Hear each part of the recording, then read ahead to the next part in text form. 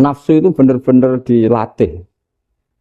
Maka masyhur dalam cerita ada orang perang sama Ali radhiyallahu anhu.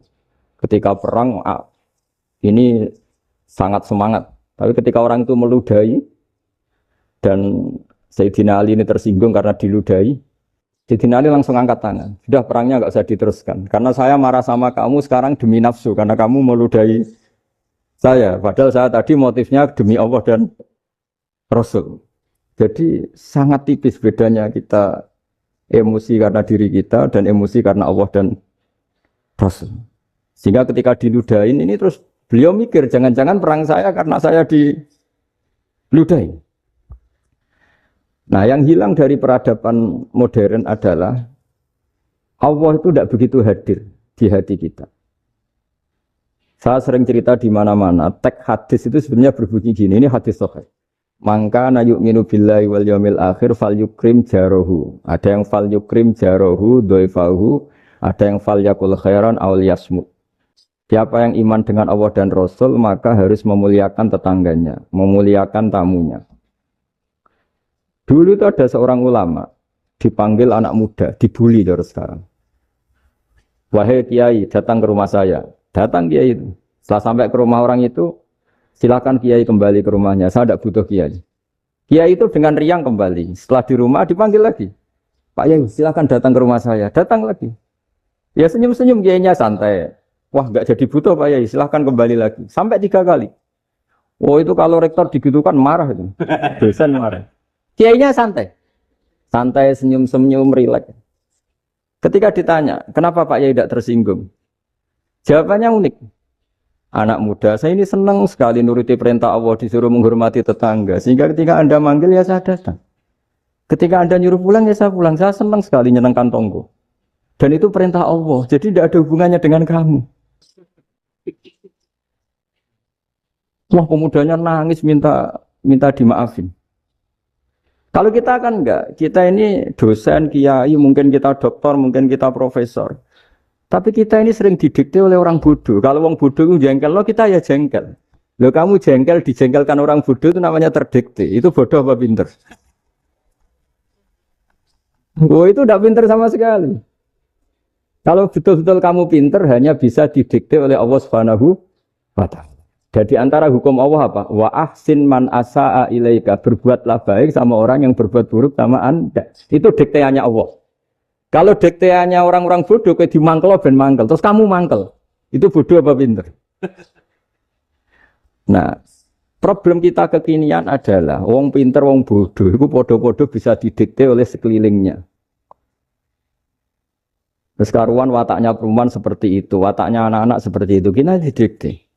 Anak-anak jengkelin kita mangkel, berarti kita didikte oleh orang bodoh. Makanya agama itu unik, kadang ngendikan wa ahsin man asa'a ilaika, kadang wasil man qata'aka, sambunglah orang yang memutus kamu.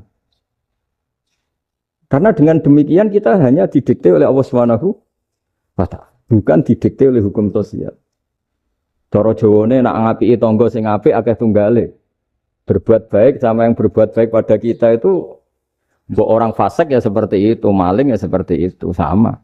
Tapi kalau berbuat baik sama orang yang berbuat jelek sama kamu itu baru luar biasa. Dan memang teksnya hadis wa ahsin man asa'a ilaika. Berbuat baiklah sama orang berbuat buruk sama kamu. Jadi enggak boleh orang didikte. Makanya ngaji di sini diantaranya saya akan cerita dalam sebuah hadis sahih, dalam hadis hasan yang diriwayatkan Imam Tirmidzi ada kalimat dari Rasulullah SAW. Dawe Nabi, la takunu imma'atan, taquluna in ahsanan nasu ahsanna, wa in zolamu zolamna. Walakin watti'u anfusakum in ahsanan nasu antuhsinu, wa in asa'u Allah tazlimu.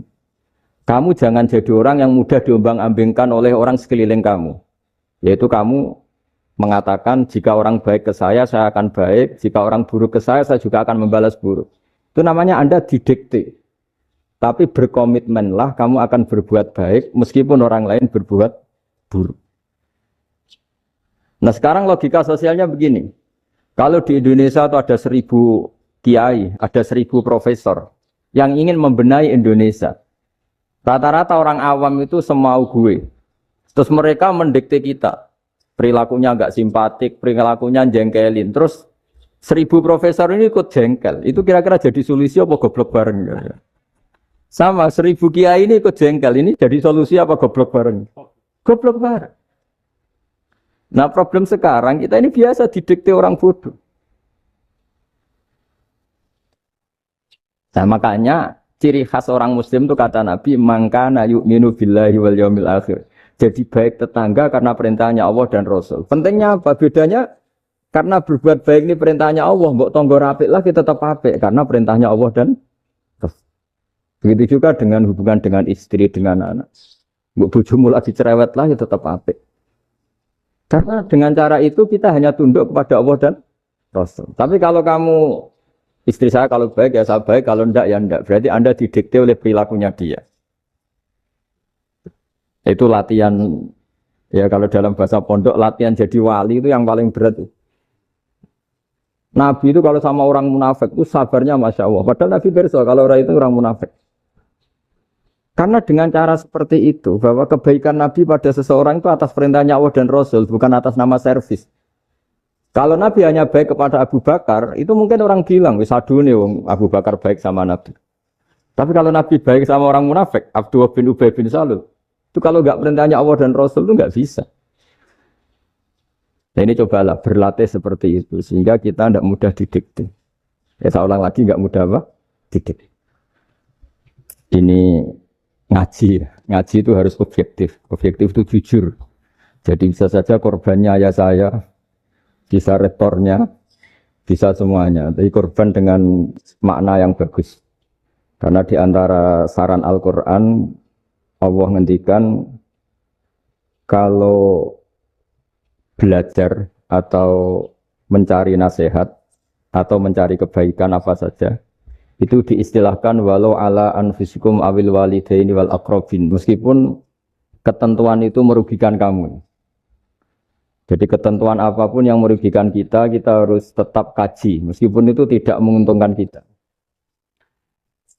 Karena banyak problem, mulai dulu sebenarnya problem itu orang yang wakam da'in yadda'i annahu da'a ilallah tapi hakikatnya yad'u ila nafsi. Jadi banyak da'i yang mengklaim dirinya mengajak ke Allah dan Rasul tapi sebetulnya hakikatnya mengajak ke kelompoknya sendiri. Saya ini termasuk kiai yang masih orisinil. Artinya orisinil gini, suatu saat atau kapan saja saya kok sudah tidak laku jadi kiai, asal Islam jalan tetap senang, karena nggak penting yang populer saya apa enggak itu tidak penting, yang penting agama ini tetap jalan. Sama negara ini harus jalan siapapun presidennya. Ya ini penting saya utarakan karena perbedaan antara nafsu dan komitmen beragama itu tipis sekali. Sehingga dulu pernah ada cerita ini bukti keadilan Rasulullah SAW. Nah suatu saat Nabi itu ngaji, yang ngaji seperti ini. Terus ada pemuda dengan cueknya ngelewati masjid yang sedang dipakai Nabi ngaji. Singkat cerita semuanya ngomel ya, bergumam. Celaka betul pemuda itu, ada Nabi ngaji kok tidak ikut ya. Tapi Nabi secara besar hati ngendikan, ini ada di beberapa kitab di Fadhailul Kasbi, keutamaan kerja. Kata Nabi, pemuda itu mau mencangkul di lahannya. Jika dia mencari nafkah untuk keluarganya, untuk kebaikannya, maka itu bagian dari ajaranku. Jadi Nabi berbesar hati bahwa kerja seperti itu bagian dari ajarannya. Jadi tidak harus datang ke majelis ngaji. Dan bisa saja yang sedang hadir itu ya orang yang hindari istrinya minta belanja dari ngaji terus benar dituntut belanja kan gitu.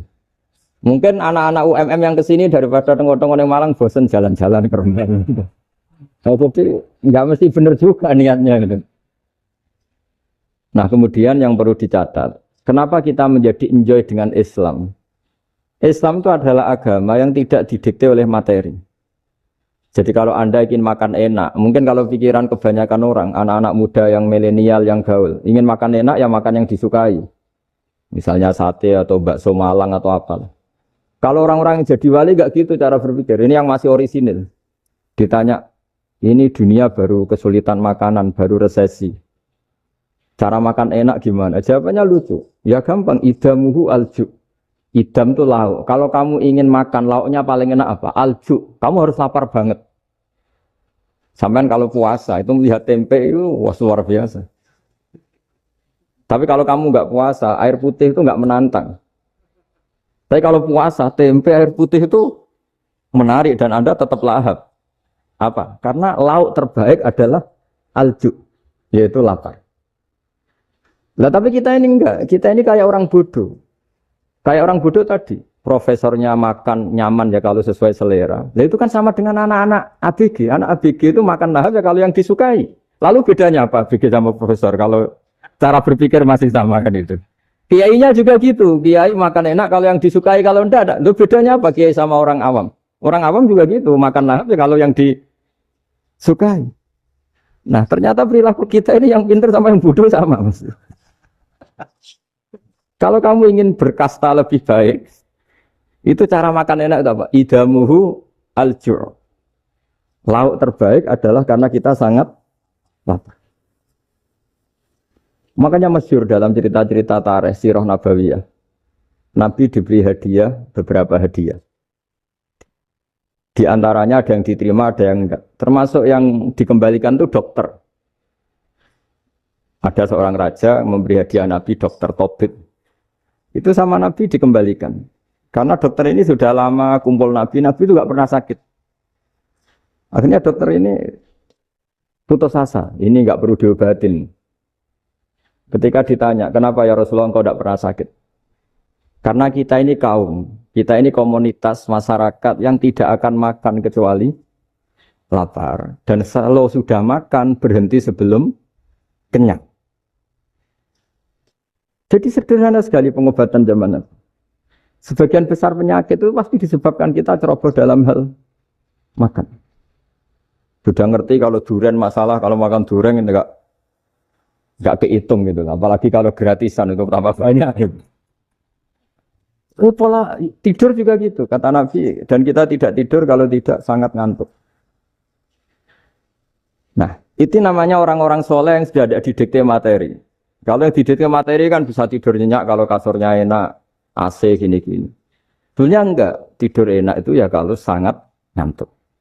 Mbok di gudang, mbok di bis, kalau sangat ngantuk ya semuanya ya enak. Sama, mbok lapar, mbok hanya tempe, tapi kalau sangat lapar itu ya enak. Nah ini ilmu yang mulai hilang, ilmu-ilmu yang mulai hilang. Nah ini pentingnya ngaji ya. Jadi akhirnya ulama-ulama Indonesia itu dipakai rujukan. Jadi mulai Mbah Hasyim, Mbah Ahmad Dahlan sampai era buyut-buyut itu masih orang alim. Lama-lama yang di Indonesia ini orang-orang yang bodoh. Sehingga orang Jawa kalau ke sana dibully, ya Jawa tak kulul khaya. Orang Jawa itu penggaweannya itu mangan ulo, makan ular. Karena belut itu kalau di kamus itu persis ular. Dulu itu kan kamus tidak full color. Gara-gara gak full color, gambar belut sama ular itu sama. Belut itu belut sama ular kalau nggak full color gambarnya sama apa enggak? Sama. Terus orang Jawa itu kan masih banyak yang makan bajing tupai. Bajing kalau digambar tidak full color sama dengan tikus. Gambar yang tidak warna hitam putih. Sehingga kita ini dibully pemakan tikus dan pemakan ular. Karena belut itu persis ular kalau digambar yang tidak full color. Sampai datang Syekhona Khalil, datang ulama. Ngarang kitab ya judulnya Al-Belut. Karena enggak terima bangsanya dinyek makan apa? Ular. Terus karang. Wal belut hayawanun bakhriyun terus ya isu fi kadza wa kadza. Itu beda dengan al-hayyah. Itu diterangkan. Mulai bisa nerima. Terus sistem hotel juga gitu.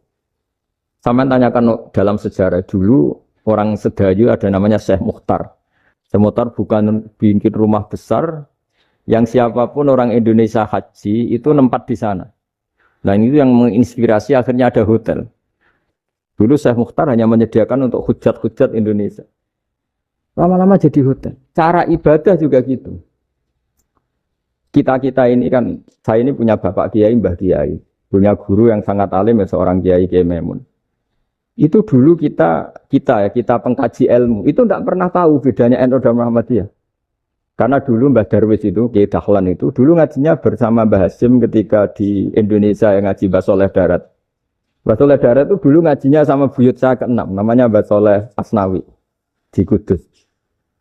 Mbah Soleh Darat itu dulu alim-alimnya orang Jawa ya Mbah Soleh Darat, Soleh bin Umar. Tempatnya di Semarang, tapi beliau itu sebenarnya orang Jepara yang dekat Kudus. Setelah di Mekah, Mbah Hasyim ini mondoknya, mulazimnya ke Syekh Mahfud Termas. Tapi sesekali ke Syekh Khotib Minangkabau. Nah yang Mbah Ahmad Dahlan lebih sering ke Syekh Khotib Minangkabau, sesekali ke Mbah Mahfud. Singkat cerita, karena Syekh Khotib Minangkabau sudah modern, terlibat organisasi dunia. Pas itu beliau pengagum Muhammad Abduh, pengagum Rasid Ridho. Sehingga bawaannya Mbah Dahlan itu lebih pergerakan, karena beliau lebih ngidolakan Syekh Khotib. Nah, Syekh Khotib sendiri sebenarnya orang Minangkabau. Jadi beliau namanya Muhammad saja sebetulnya. Jadi menantunya orang Arab. Oh itu dicibir mertuanya ini karena punya mantu orang Jawa, orang ndak Arab. Singkat cerita terus di mertuanya bilang gini, kamu jangan pernah bilang kalau orang Arab itu mansa kanal Arab, orang yang bertempat di Arab. Walakin mantakallama bi arabiyyin fasihin, tapi orang bisa ngomong Arab secara fasih. Singkat cerita kalau kamu tidak percaya, nanti suatu saat menantu saya kalau Jumatan, tidak usah kamu kasih tahu, langsung suruh jadi khotib. Tidak usah kamu kasih tahu, syaratnya tidak usah kamu kasih tahu. Kalau sekarang kan enggak. Kalau dosen mau jadi khotib kan mengumpulkan materi dulu. Lucunya di antara materinya itu dari TV. Makanya jadi ribet kan khutbah sekarang. Kalau musim corona ya akan ngomong corona, musim apa yang ngomong apa. Jadi lagi-lagi didikte oleh media. Sebenarnya kalau ngomong kan sesuai kebutuhan umat, ini obatnya apa. Tapi enggak sesuai trending topik, itu kan kayak anak-anak gaul. Ya ini dokter kok gitu kan aneh. Singkat cerita si khotib ini enggak dikasih tahu, Syekh Muhammad tadi enggak dikasih tahu, langsung disuruh khutbah. Fatakallama bikalamin fasihin. Dia ngomong fasih sekali. Bahkan ngalah-ngalahi fasihnya orang Arab asli. Semenjak itu beliau dapat gelar Al-Khotib, orang yang cakap berpidato berkhutbah. Ya terus dia Syekh Khotib Al-Minangkabau. Jadi orang Indonesia itu luar biasa. Dulu yang namanya orang Indonesia di Arab Saudi itu dihormati sekali. Karena yang ke sana itu pasti ulama. Sudah alim di Indonesia ke sana, termasuk Mbah Ahmad Dahlan. Mbah Hasyim dulu karena sama-sama muridnya Mbah Soleh Darat. Lama-lama yang ke sana itu TKI TKW itu ya mulai agak dibully. Dulu Syekh Nawawi di antara ijtihad yang dihormati itu beliau mengkritik nyuwun sewu orang yang kan orang biasanya normalnya kan muji orang mati syahid. Hebat orang mati syahid itu hebat gini. Oke, kita sepakat orang mati syahid itu hebat. Tapi kata Imam Nawawi dengan syarat niatnya itu li'ila'i kalimatillah dan itu bawaan takdir. Saya ulang lagi itu bawaan takdir, harus mati di medan perang. Tapi tidak boleh seseorang ini niat perang tapi niatnya supaya syahid. Karena kalau begitu berarti dia berniat supaya menjadi maktulal kafir, orang yang dibunuh orang kafir. Kedua, dengan dia mati berarti pasukan Islam berkurang. Berarti dia ingin pasukan berkurang, hanya ambisinya dia ingin langsung ke surga. Misalnya pasukan orang Islam itu 10, orang kafir 10. Kalau kamu ingin syahid berarti mati 1 kan, tinggal 9 kan. Nah kalau yang seperti itu 10 kan mati semua. Gara-gara ingin syahid akhirnya perangi rapati tenanan, benang mati, benang lebu. Kata Syekh Nawawi, ya enggak. Kalau kamu perang sama orang kafir ya niat menang. Dengan niat menang ini kamu ingin li'ila'i kalimatillah. Tapi kalau kamu ingin syahid, berarti kamu menuruti keinginan nafsu kamu yang cepat masuk surga. Itu orang Arab kagumnya bukan main. Karena di mana-mana orang itu dinilai dari niatnya. Paham ini ya? Tapi perang loh ya, dalam kondisi perang, bukan teroris. Perang itu artinya orang kafir yang ingin bunuh kita, itu perang namanya apa? Perang.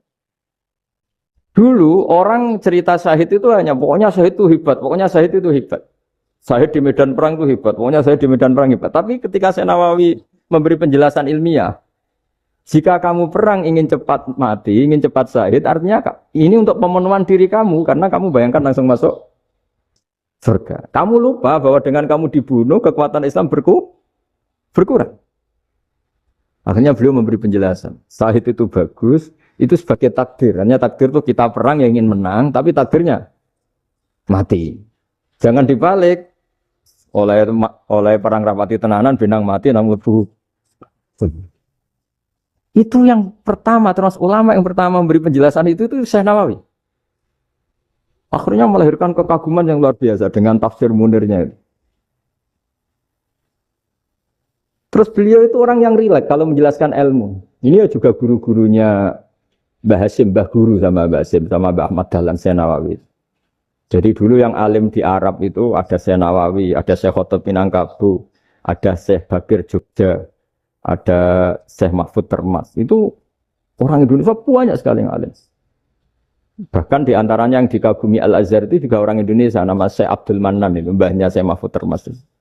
Itu pertama ada duta besar Indonesia di Mesir, itu termasuk barokahnya Mbak Abdul Manan tadi, itu juga orang Indonesia. Jadi pemahaman ulama Indonesia itu khas, termasuk ketika memaknai apa? Syahid. Ketika memaknai apa? Syahid. Itu unik. Ketika Syekh Nawawi diuji dulu itu yang namanya ulama diuji dulu oleh 100 ulama. Jadi dulu ya ada kompetisi. Imam Bukhari diakui jadi ahli hadis itu diuji oleh mi'atu muhaddisin, 100 orang ahli hadis. Sanad dibolak-balik, matanya dibolak-balik, tapi beliau tetap bisa mengembalikan proporsi sanad itu. Syekh Nawawi pernah diuji gini. Ayul afdol al ulama awis salatin. Keren mana ulama sama raja atau sama orang-orang kaya, sama penguasa? Ya keren ulama. Dibully sama orang. Tapi setahu saya banyak ulama yang antri di rumahnya raja. Tapi saya tidak tahu melihat raja antri di rumahnya ulama. Kan kebanyakan kan mungkin ustadz atau kiai yang antri ngajukan proposal kan. Kan enggak. Nah kalau raja kan enggak pati itu. Malah enggak usah antri. Kiainya sudah nyambut sebelum datang. Jawabannya lucu Syekh Nawawi itu. Dan yang tanya itu langsung diem. Ya karena ulama itu tahu fungsinya uang. Sehingga cara nyari sampai seperti itu. Sementara raja-raja itu tidak tahu fungsinya ilmu, makanya tidak pernah sowan ulama. Sehingga, jadi ya dianggap enteng saja. Ulama kan tahu fungsinya uang, tahu untuk pondok, tahu masjid. Sementara raja tidak tahu fungsinya ilmu. Jadi itu khas Jawa ya, khas Jawa, khas Indonesia. Apa-apa yang menurut orang banyak dengan tanda kutip itu buruk atau baik, itu orang Jawa menafsirkan tuh gampang saja. Sehingga semenjak itu Jawa itu dipandang betul. Saya punya kitab namanya Qadhayal Haji wal Umrah. Itu terbitan Hayatul Ulya Arab Saudi, milik Wahabi. Itu diantara fatwa yang dipakai untuk solusi muskilatul haji, problem-problem haji kekinian. Itu fatwanya syekh-syekh yang dari Indonesia. Termasuk Syekh Khotib Minangkabau, Syekh Nawawi Banten, Syekh Bakir Nur Jogja. Misalnya begini, dalam fatwa-fatwa yang menyulitkan kita ya, sampai sekarang jadi perdebatan. Ketika Safa dan Marwah itu dengan batas tertentu, saya ulang lagi dengan batas tertentu. Mau tidak mau atas nama kebutuhan, itu kan butuh perluasan. Karena kalau naik turun itu mudah disepakati ulama. Jadi misalnya gini ya, saya punya tanah seluas ini. Pasti orang akan mengatakan sampai bawah ya tanah saya, sampai atas tanah saya. Itu mujma' alaih, itu disepakati. Sehingga Nabi ngendikan al-Ka'bah min tuhumil ardi ilas sama Ka'batun. Ka'bah sampai ujung bumi, sampai ke aras semuanya Ka'bah. Sehingga tidak ada perdebatan ulama ketika Masjid Haram ditingkat, kemudian yang di atas sholat. Tetap dia menghadap Ka'bah. Tidak harus diluk melihat di bawah, enggak. Karena Ka'bah sampai langit. Sama, tanah Anda kamu tingkat sampai 10, enggak ada tetangga protes. Karena bawah sampai atas tanah Anda. Tapi kalau diperluas, tanah Anda kamu luaskan setengah meter saja atau 3 cm saja, iso geger mbek tonggo. Karena di mana-mana batas itu ya tadi. Kalau atas bawah miliknya, kalau samping enggak. Pertanyaannya, perluasan Mina itu ke samping. Perluasannya matof, yang mas'a, itu juga ke samping. Geger kan ulama dunia. Bagaimana hukumnya mina jadid? Mina yang diperbarui atau mina yang diperluas. Itu diantara rujukan, baik yang membolehkan maupun yang menentang. Itu ya Syekh Indonesia. Itu original tuh. Saya punya kitab original terbitan Hayatul Ulya, kira-kira ya kemenaknya Arab Saudi kalau di Indonesia itu. Itu yang dirujuk Dawei Syekh Nawawi, Dawei Syekh Khotib Minangkabau. Karena apa? Ada logika khas Jawa. Misalnya begini. Meskipun saya tidak perlu fatwa Mina jadid sah apa enggak, memang jadi perkhilafan ulama. Misalnya kampung ini dinamai Mina. Pertanyaannya gini. Tanah yang di samping ini bisa milik Anda apa enggak? Ya bisa Gus kalau dibeli atau dihibahkan. Berarti tanah di samping Anda menjadi milik Anda karena ada proses pengambil alian lewat beli maupun hibah. Nah masalahnya ini negara itu berhak menganeksasi atau memasukkan ini sebagai mina. Itu ulama Jawa kalau ditanya, alasannya apa? Fa'innal muttasila bisek hukmu dzalika syek. Karena yang gantet, yang mutasil itu bisa dihukumi seperti sesuatu itu. Jadi kalau ini mina, ya yang gantet mina ini ya bisa dikatakan mina. Beda dengan membuat mina, malang mina, wah itu tidak bisa, tidak mutasil kan. Itu enteng sekali ulama Jawa. Satu ya tentu karena kebutuhan, tapi asal masih al-muttasilu bihi, yang masih tanah, yang masih mutasil. Nah ketika perluasan antara sofa dan marwah kan misalnya, ini batas luasnya sofa, ini batas luasnya marwah. Lalu atas nama kebutuhan, sofa marwah itu sampai sini. Sampai agak meluas ke sini. Itu geger Arab Saudi. Wah ini gimana. Padahal tawaf itu harus antara gunung Sofa dan gunung Marwah. Sa'i itu ya. Tapi kalau istilah Quran memang tawaf sama-sama. Makanya apa? Inna Sofal Marwata min sa'airillah faman hajjal baita wa i'tamara fala junaha alaihi ayat tawafati. Nah, jadi kalau istilah sa'i di Quran itu masih tawaf. Karena harus ada, kalau bisa lah, bukan harus. Kalau bisa memang harus ada unsur muternya. Kita kalau sa'i kan dari sini Sofa sampai sini Marwah. Terus kan agak muter ke sini. Nah, kan agak membentuk lingkar. Nah, makanya Quran tetap mengistilahkan apa? Tawaf. Jadi bukan sini ke sini terus sini ke sini kan enggak, tapi sini sampai sini terus muter kan? Terus sini. Jadi antara setar dan selama ini prakteknya kan gitu ya. Sofa ngambil sini terus ke sini terus agak muter. Nah, karena ada unsur agak muter ini terus orang menyebut apa? Tawaf. Tapi itu bukan syarat sah, ini cerita ideal. Saya ulang lagi ya. Gunung Sofa itu puncaknya atau pucuknya kalau dalam bahasa Jawa. Itu ya hanya segini, ini sampai sini. Nah, kelompok Islam yang fikih keras nggak boleh diperluas. Karena Allah memilih tempat ini itu spesial, jadi nggak boleh ke yang lain. Tapi ketika kebutuhan mendesak, mau tidak mau harus diperluas. Itu jawabnya Kiai Jawa lucu. Gunung sing ketok iku sing dhuwure tok. Sikilane luwih hombo. Berarti kan gunung kan bentuknya gini. Nah, sofa yang kecil itu yang atasnya, tapi sikilannya sini kakinya lebih luas. Jadi boleh perluasan asal tidak melebihi kakinya. Ya dihitung ya lebih luas. Jadi Kiai Jawa itu kayak wong delok gunung Penanggungan, kayak gunung Arjuna. Di mana-mana puncak gunung itu lebih kecil timbang kakinya. Artinya diperluas ini bukan berarti tidak di sofa dan tidak di... Itu khas Kiai Jawa.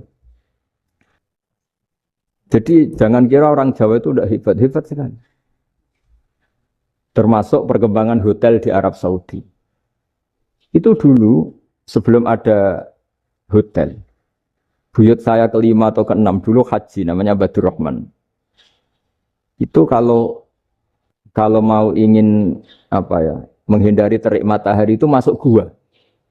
Itu masuk gua itu hanya separuh badan, kakinya di luar.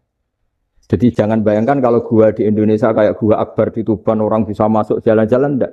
Gua di Arab itu kayak cepitan batu, tidak sampai masuk. Sehingga kepalanya dimasukkan, kakinya masih kena matahari. Saking panasnya Arab Saudi. Sehingga dalam bayangan hijrah ketika Nabi bersembunyi di gua apa?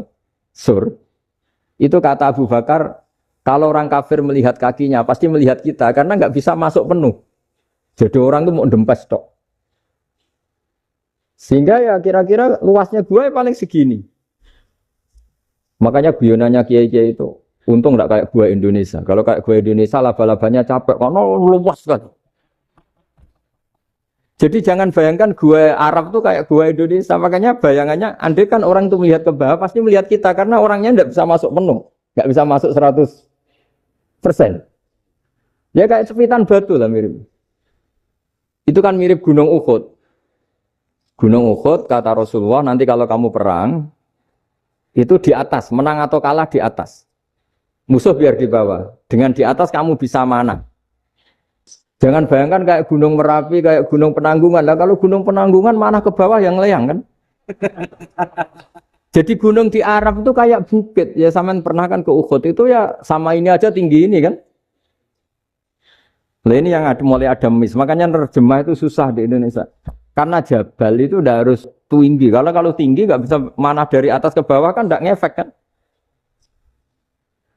Sampean kalau ke Uhud gunungnya pendek sekali sehingga yang mana dari atas ke bawah ya kalau kena musuh ya celaka karena memang dekat. Ya kalau gunung Indonesia mana dari atas ke bawah yang layang nggak ngefek. Nah itu susahnya nerjemah bahasa Arab ke kita. Jadi apa ya? Transkrip itu nggak gampang karena ada pengertian yang beda. Kita kalau bilang gunung itu tinggi sekali. Sampai banyak mahasiswa tersesat ya saking tingginya. Kalau orang naik Uhud gak akan tersesat, wong ketok dari bawah itu. Nggak mau saya mau cerita. Kata Mbah Mun sering cerita. Kenapa wa ma arsalnaka illa rahmatan lil alamin, kata Mbah Mun, Allah itu pasti bikin ulama yang tidak produk Arab itu pasti ada. Kalau orang Arab jadi ulama wajar, bahasanya Arab, domisilinya di Arab. Tapi Allah akan selalu bikin ulama yang tidak bangsa Arab. Imam Ghazali itu Tus itu Persia. Imam Bukhari itu kira-kira kalau sekarang ikut Uzbek. Ya, Imam Bukhari itu kalau negara sekarang ikut mana? Uzbek. Kenapa demikian kata Mbah Mun? Karena Allah sudah ngendikan wa ma arsalnaka illa kafatan linnas. Manusia semua ini kena khitabnya Islam. Kalau tidak ada ulama yang dari berbagai negara, kesannya Islam itu hanya milik orang Arab Saudi. Makanya Allah selalu bikin ulama-ulama yang bahkan tidak Arab. Termasuk Imamul Muhaddisin, yaitu Imam Bukhari, itu orang Uzbek. Orang Rusia lah kalau sekarang ikut Uni Soviet dulu. Imam Ghazali itu orang Persia. Syekh Nawawi itu orang Banten. Karena Allah ingin memaklumatkan bahwa Islam ini untuk semua. Sehingga orang yang tidak Arab pun bisa belajar Islam. Yang alimnya itu nggak kalah sama orang apa? Arab. Makanya ini PR ya. Kalau Gus Dah Ploso nanti ngendikan suatu saat orang belajar Islam itu bahkan orang Arab pun bisa belajar ke Indonesia. Kalau orang Indonesia bisa alim betul kayak dulu. Sekarang banyak liga antar ulama. Itu orang Indonesia pasti masuk. Ulama-ulama top dunia itu pasti orang Indonesia banyak yang masuk. Karena tadi ketika orang Indonesia baca kitab, itu orang Arab itu kagum, kok bisa ada bahasanya baca secara benar. Bukan sekadar bisa baca secara benar. Karena memang dilatih sedemikian rupa di pondok-pondok. Makanya kita semua lah, yang alim di Indonesia itu kemana-mana ya pasti alim. Dulu putra Mbah Mun namanya Gus Zofur itu tahun pertama ya sudah the best di tahun pertama. Kalau tahun pertama the best-nya ilmunya bawaan dari sarang, dari keluarganya. Gus Najim mondok di Said Muhammad tahun pertama sudah dipuji sebagai yang teralim karena ya sanggup. Kalau dipujinya tahun ketiga, tahun keempat kan mungkin dapat dari sana. Ini tahun pertama. Saya ulang lagi tahun. Karena pengajaran di Indonesia itu luar biasa di pondok-pondok. Makanya kalau dalam anekdot pondok itu cerita-cerita lucu itu. Ada orang Jakarta ngaji, setelah di kelas itu pelengahan terus. Melihat jendela, lihat pintu terus. Lama-lama gurunya marah. Kamu diajarin kok ndak punya sopan, melihat pintu terus gak memperhatikan guru. Anak Betawinya jamnya lucu. Habis Pak Guru bohong. Kenapa ya? Kamu Pak Guru bilang Ja'a Zaidun, Zaid datang. Tak lihat gak ada yang datang. Setelah itu contoh nasab kan ro'a itu Zaidan. Saya melihat Zaid. Saya gak melihat Zaid. Contoh ketiga yang jar kan maror tuh Zaidin. Saya berjalan ketemu Zaid. Pak Guru diam di situ gak jalan-jalan. Jadi saking detailnya Indonesia dia cari. Kalau rofa Ja'a Zaidun. Kalau nasab ro'a itu Zaidan. Kalau jar maror tuh Zaidin. Nah si murid Betawi ini karena pertama sekolah, ngiranya gurunya itu cerita, Zaid datang. Makanya dia lihat pintu terus, mana katanya datang kok enggak datang-datang. Nah dengan latihan seperti itu, kemungkinan orang Indonesia salah itu kecil, karena memang dilatih betul. Saya ulang lagi, karena memang dilatih betul. Sehingga ketika orang Indonesia ini yang cerita seorang wartawan, ini kisah nyata. Kalau ini tidak anekdot, kisah nyata. Ada wartawan internasional ngeliput Ramlah. Ramlah itu di Gaza, di Palestina. Wartawan Indonesia ini hanya bisa bahasa Inggris. Dijak ngomong bahasa Arab. Terus dia bilang saya tidak bisa. Saya tidak bisa. Saya bisanya ngomong Inggris. Tapi apa yang terjadi setelah sholat? Si Indonesia ini jadi imam pakai sholat jariah lagi. Baca bismillah benar, bismillahi jar karena mudhof ilaih. Terus ketika iktidal ya benar, Rabbana lakal hamdu mil'us samawati wa mil'ul ardi benar. Ketika tahiyat ya benar, at-tahiyatul mubarakatuh sholawat. Sama orang Arab ini diagumi. Orang Arab kalau senang orang itu dicium. Kamu tawaduk, sebenarnya kamu itu ahli bahasa Arab. Karena orang Indonesia sekali sholat itu nggak ada yang salah. Meskipun benarnya karena hafalan, tapi bagi yang ahli nahwu itu hebat. Misalnya kita kalau ngapalkan kan bismillahi, bismi jar karena ba, Allahi jar karena mudhof ilaih, ar-rahmani jar karena sifat, ar-rahimi karena sifat. Alhamdu rofa karena mubtada, lillahi jar karena ada huruf jarli, robbi jar karena sifat. Sebetulnya enggak karena pinter, tapi karena hafalan. Tapi orang Indonesia hebatnya itu benar terus. Rabbana lakal hamdu. Ya kan, alhamdu rofa, terus mil'us samawati ya rofa karena sifat. Sehingga terus orang Indonesia kalau sholat di Timur Tengah itu dipuji. Karena makhrajnya ya benar, rofa nasabnya juga benar. Nah itu di negara lain tidak ada kayak Indonesia. Orang Cina itu sering bikin marah orang-orang Arab. Karena kalau dongo itu nggak fasih kayak orang Indonesia. Orang Indonesia kalau dongo ya Allahumma tohir qalbi. Orang Cina ini yang jadi guyon di Arab. Allahumma tahir qalbi. Itu kan bedanya jauh. Itu orang Arab pertama membiarin. Lama-lama kalbun entak gitu. Maksudnya asu-asumu gitu. Karena dia bilangnya qaf itu kaf. Jadi kalau Allahumma da'wa tohir, kalau aturi nyucekno panjenengan kalbi ing asu ingsun kan. Tapi kalau qalbi itu ati ingsun, tapi kalau kalbi anjing ingsun. Bedanya qaf sama kaf. Karena orang-orangnya kalbun entak, asu-asumu, maksudnya kan. Tapi padahal orang Cina itu bareng dilihat teksnya, ya pakai qaf. Orang Indonesia enggak, mulai kecil dilatih, sak fase-fase. Sampai yo sulit betul latihan Fatihah itu. Kalau di Kudus malah sampai 3 bulan Fatihah itu. Sampai at-tahiyyatu, kurang bersih. At-tahiyyatu sampai ada cerita itu orang dipanggil maftuhin itu enggak melengak, harus maftuhin. Baru melengak. Tapi barokahnya itu, orang Indonesia kalau dongo memang benar-benar Allahumma tohir qalbi. Ya Allah sucikan hati kami, bukan tahir qalbi. Karena sekali jadi kaf itu maknanya anjing saya. Ya Allah sucikan anjing. Jadi ini orang Indonesia. Jadi kata Mbah Mun, Dawe Mbah Mun, illaka fatal linnas, bahwa agama ini milik semuanya. Itu diantara bukti Allah menghendaki atau mendesain Islam seperti ini.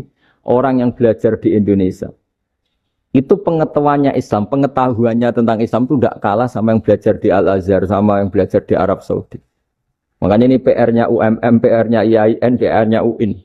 Bisa enggak sealim mereka dalam bahasa Arab? Nah, bahasa Arabnya mau man anta, ana zaidun. Jangan sampai, karena kita di sana ini kadung dibully. Orang Arab tuh kalau bully kita, sampai tak kasih cerita. Oh, itu ngawurnya Masya Allah. Kata dia, ada anak orang Indonesia haji. Si anaknya orang Indonesia dijotos sama anaknya orang Arab. Dijotos, dipukul. Sehingga cerita terus si orang Indonesia enggak terima, anaknya yang orang Arab dipukul. Yang balas bapaknya. Orang Arab tanya, lima ada dorok ibni, kenapa kamu mukul anak saya? Itu orang Indonesia bahasa, wah anakku tidak. Jadi hanya bilang gitu. Artinya anak saya dihada ya maka tak ada. Arabnya gitu. Anak saya dipukul maka saya balas mukul. Itu orang Arab mantuk oh gitu. Paham?